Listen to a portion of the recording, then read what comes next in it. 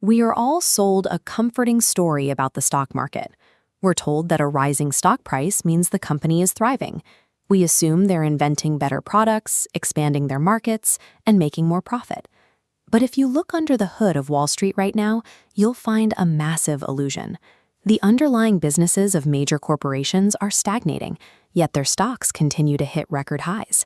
Instead of funding research, development, or better services, corporate executives are spending millions of dollars on a perfectly legal accounting trick.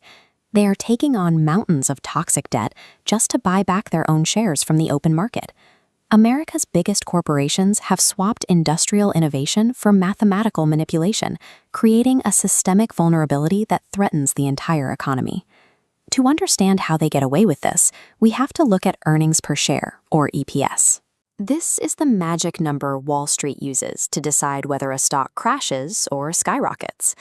Think of a company making $100 in profit, with 100 shares floating on the market.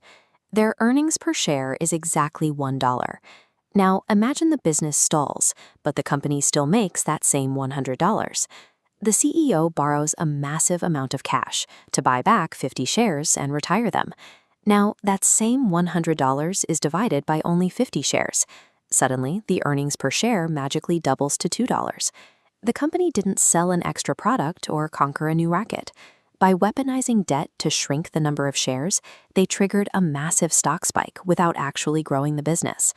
Why would a CEO choose this risky mathematical trick over genuine innovation? Because of how they get paid.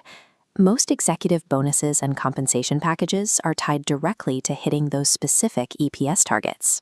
The CEO artificially pumps the stock, hits the target, and cashes out tens of millions in stock options. Once the payout is secured, the executive can walk away, leaving the company behind while being hailed as a hero. This mechanism effectively transfers borrowed cash from a company's balance sheet directly into an executive's personal bank account. But when the CEO leaves, the company is saddled with the massive debt used to buy that stock. When interest rates rise, the company can no longer pay that debt, and the leveraged house of cards begins to collapse. The question is, who is left holding the bag when the crash happens?